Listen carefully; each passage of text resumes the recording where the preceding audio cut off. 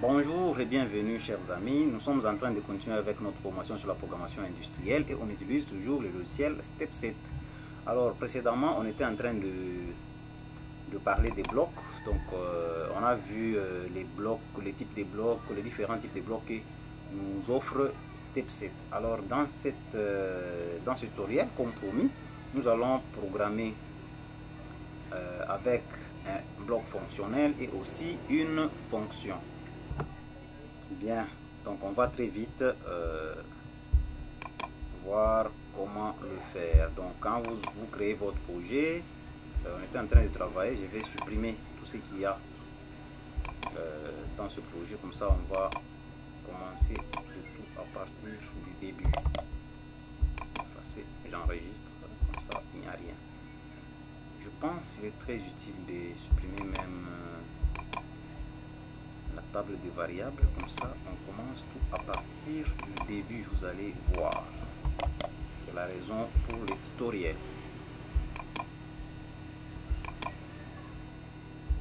Très bien, donc ici, comme vous l'avez remarqué, nous n'avons que OB1.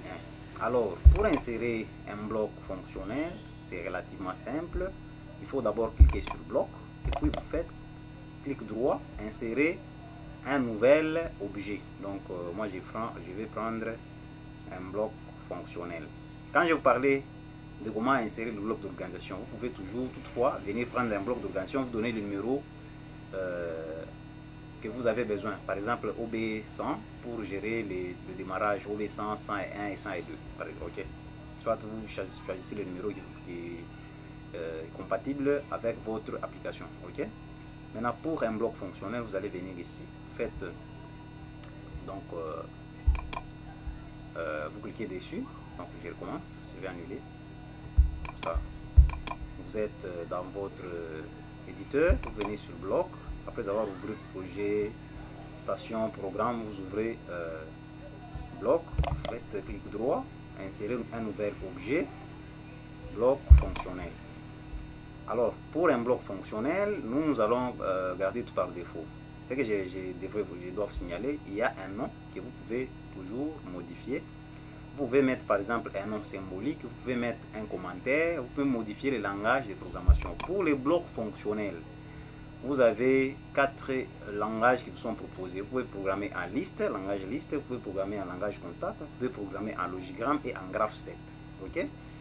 Mais nous allons programmer en contact parce que nous sommes habitués. Pour l'instant, on n'a pas encore parlé de tous les autres langages qui restent ici. Donc on va le faire en langage à contact.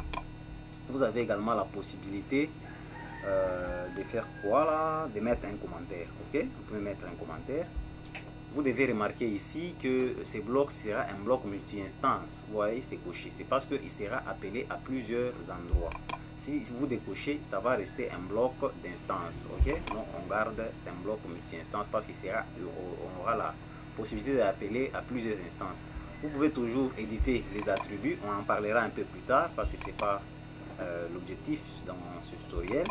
Donc il y a d'autres petits paramètres à modifier. Nous, on va rester sommaire pour ce tutoriel. Donc vous faites OK. Vous avez votre bloc fonctionnel qui est ouvert. OK? Alors pour créer un bloc fonctionnel, comme on le faisait dans OB1, vous pouvez le lancer par double clic et faire votre projet. Donc ici, je vais mettre, nous allons faire un auto-maintien rapidement. Comme ça, ça va me permettre de profiter, voir aussi la différence qu'il y a avec une fonction. OK?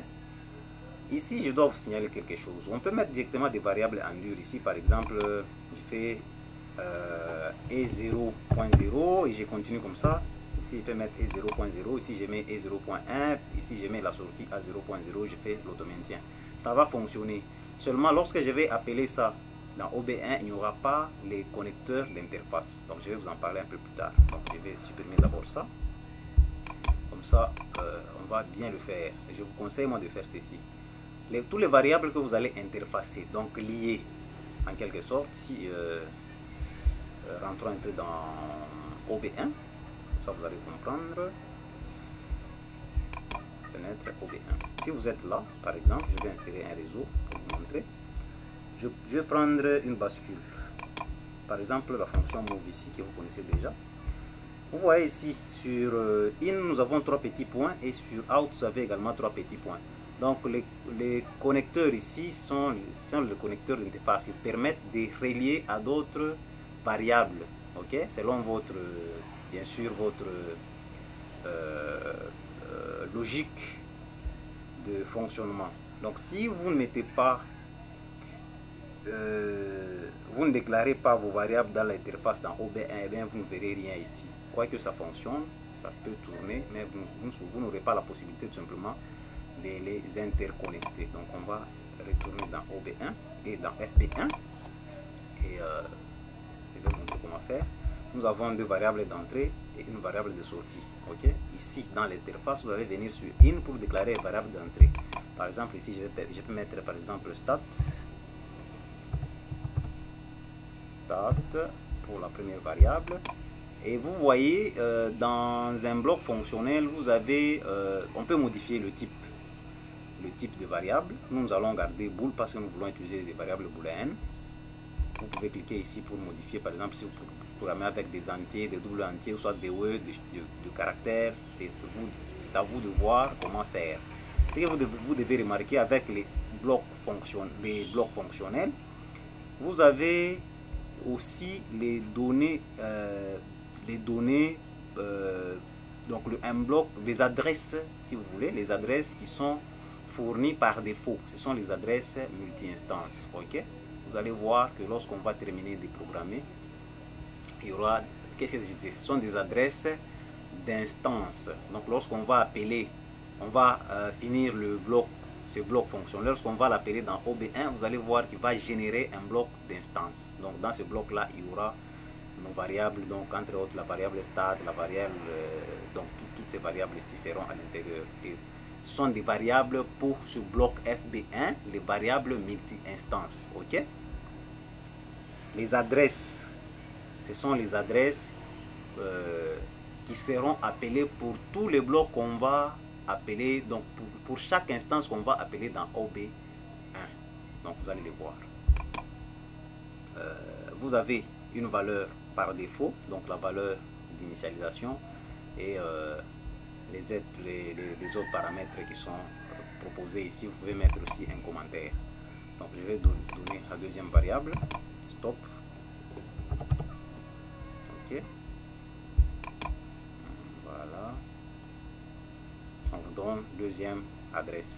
Pour la sortie, je vais mettre, par exemple, je mets quoi, sortie,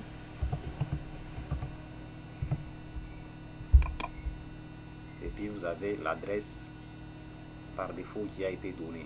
Donc ces adresses dans une fonction, il n'y en a pas. Ce que vous devez retenir, c'est qui nous permet de sauvegarder la mémoire. Quand je vous ai dit qu'un bloc fonctionnel a une mémoire, c'est ça, ils sont sauvegardés dans ces adresses là. Donc je vais maintenant copier les mnémoniques ici pour les mettre dans mon projet. Donc je fais CTRL C ou bien copier si vous voulez, CTRL V ici. Ensuite je reviens sur les entrées, je vais faire CTRL C sur stat, je vais mettre ici, CTRL V, je vais prendre stop, C, CTRL V, ça, je vais CTRL C pour l'auto-maintien, CTRL V. Donc après je n'ai qu'à enregistrer. Ok,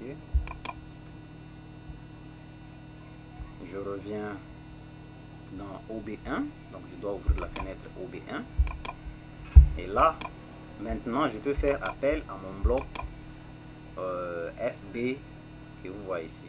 Donc j'ai programmé FB1, il est là maintenant, je peux l'appeler dans OB1. Vous voyez, quand vous faites appel à un bloc fonctionnel, vous allez remarquer qu'ici il y a trois petits points. C'est pour mettre l'adresse de votre DB, donc le bloc de données qui va sauvegarder les données pour cette instance. Ok, vous allez comprendre pourquoi ce qu'on dit c'est FB, c'est un bloc multi-instance. Là je viens d'appeler, je viens de l'insérer ici. Ce sera une instance. On peut rappeler à plusieurs endroits et on en fera plusieurs instances. Donc là je vais mettre par exemple DB10, pourquoi pas DB 10, donc c'est vous qui choisissez. Ok, on dit le bloc de données DB10, le bloc de données d'instance DB10 n'existe pas. Faut-il le générer? J'ai dit oui. Et si on revient maintenant dans Semantic Manager, vous allez voir qu'on vient de générer un bloc de données DB10. Je vais créer une autre instance avec la même fonction, donc le même bloc fonctionnel. D'abord, je vais insérer un réseau. Je reviens ici. Je vais appeler, je vais l'insérer. Vous voyez, maintenant, nous avons deux instances. On peut en faire même 1000. C'est très utile de savoir créer des blocs comme ça et puis en faire appel lorsque vous en voulez, donc lorsque vous en avez besoin. Par exemple, vous avez plus de 100 moteurs. Chaque moteur peut avoir un bouton de départ, de démarrage, un bouton d'arrêt, peut avoir les voyants qui vont vous afficher la statut de votre moteur, s'il est en mode marche, en mode arrêt ou bien en mode trip, donc en faute. Vous pouvez avoir par exemple une sirène avant de démarrer votre moteur. Vous pouvez avoir différents... par exemple, si c'est un moteur qui démarre sur un VSD, donc un variateur de vitesse, ou bien il démarre sur un Simocode. Donc vous pouvez créer un bloc qui gère tous les moteurs qui démarrent sur un variateur dans un bloc fonctionnel et en faire plusieurs instances. Je peux par exemple mettre DB11, pourquoi pas.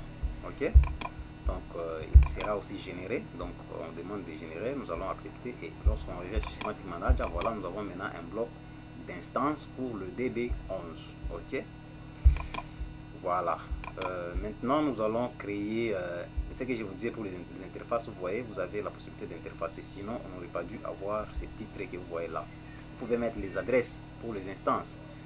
Là on a créé dans le FB, il n'y avait pas d'adresse d'instance. Maintenant on peut mettre ces adresses là. Je peux mettre par exemple E0.0. là je peux mettre E0.1. là je peux mettre E. Qu'est-ce que je vais faire A, c'est une sortie 0.0 par exemple ici. Je peux continuer, hein. Je peux mettre par exemple E0 point combien, point 2 ici, E0.3, ok, et ici je peux mettre par exemple A 0.4, A 0.1 par exemple, comme ça je suis l'autre. Voilà, je peux enregistrer ce projet. Je peux créer un bloc, une fonction si vous voulez, la même chose. Je peux me positionner sur bloc et puis je fais clic droit, insérer nouvel objet fonction. Ok, la même chose. Donc vous avez la possibilité de modifier le nom pour la fonction. Donc vous pouvez mettre par exemple, c'est le numéro qui vous convient. Vous pouvez mettre le nom symbolique, par exemple démarrage moteur direct, démarrage moteur étoile triangle, démarrage n'importe quoi, ce que vous voulez, hein. Vous pouvez mettre ce qui vous convient. Ici vous avez trois possibilités. Donc vous pouvez programmer en liste, en contact et en logigramme, mais pas en graph 7. Donc les fonctions ne se programment pas en graph 7 et nous on garde le langage à contact et j'ai fait OK. Je peux très facilement refaire le même projet. Je vais faire une petite pause, je fais rapidement et puis on se reprend. Ok, ce que vous devez absolument voir, j'ai déjà fait la logique, je suis dans le FC ici dans l'interface, vous voyez. Donc dès que vous ouvrez l'interface pour un bloc fonction, donc une fonction, vous allez remarquer que nous n'avons pas les adresses. Ok, il n'y en a pas. Donc il n'aura pas besoin d'un bloc de données, ni d'instance, ni multi-instance. Donc lui n'a pas de mémoire.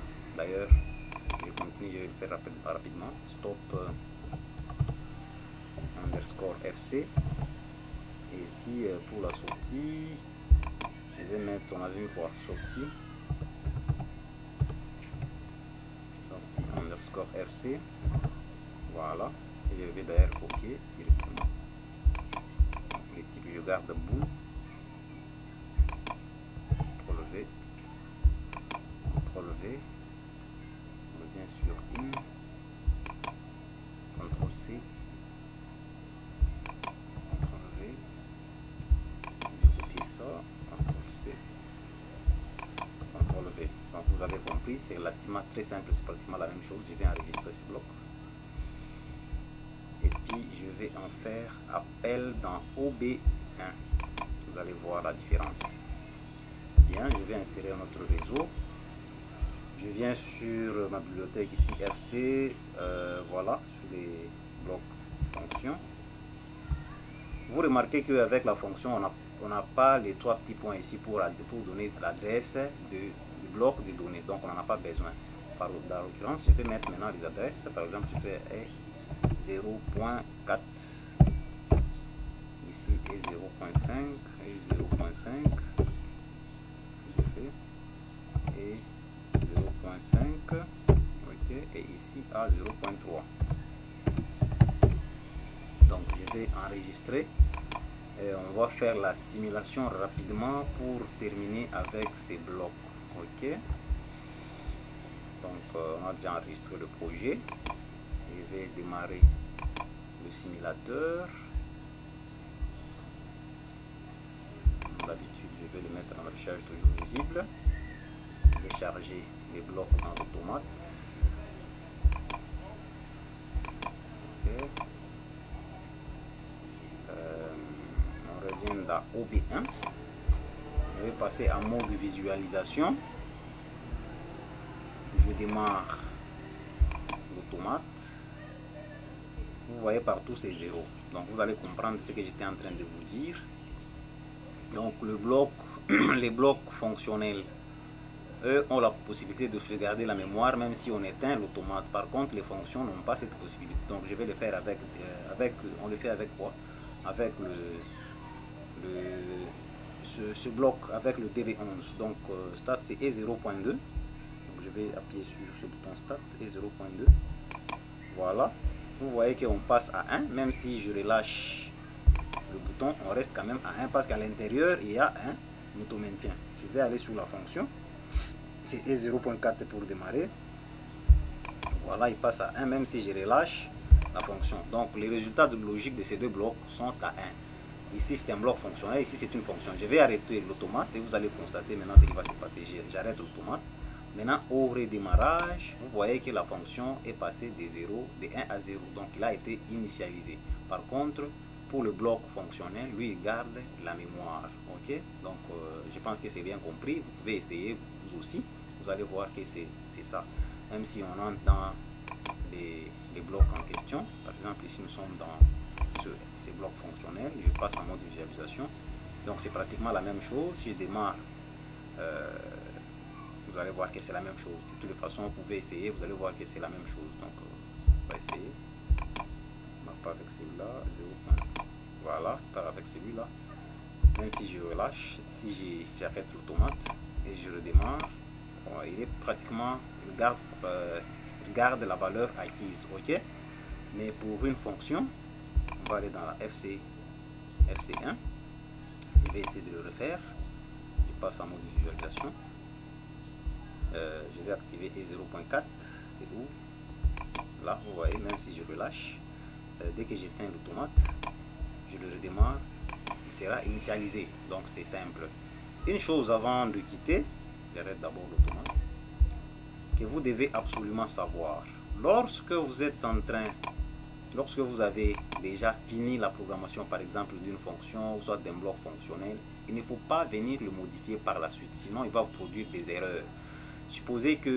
On suppose que par exemple pendant vous êtes dans la programmation de votre logique de fonctionnement pour votre système, vous avez déjà terminé par exemple votre bloc fonctionnel ici, ou bien votre fonction, et vous en avez fait appel à plusieurs instances. Par exemple, vous avez plus de 1000 moteurs, vous avez déjà fait l'appel pour toutes ces instances, et vous remarquez qu'il y a une erreur dans la conception de votre bloc. Vous revenez dedans.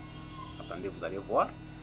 Vous revenez dedans pour le modifier. Je vais aller dans le bloc fonctionnel. Je viens dedans pour le modifier. Donc, il va produire des erreurs et c'est pas bien de modifier après avoir terminé. Donc, si vous terminez un projet, il faut s'assurer de très bien le faire. Sinon, vous allez le regretter. Donc, je vais insérer par exemple une sortie sirène. Ok, je garde tout par défaut. Je vais prendre ma variable sirène, CTRL C, que je vais insérer ici, CTRL V. Ok, je vais enregistrer. Oui. Je reviens dans OB1. J'enregistre. On nous dit la source OB1 n'a pu être générée, c'est pas ce que je voulais. Voilà.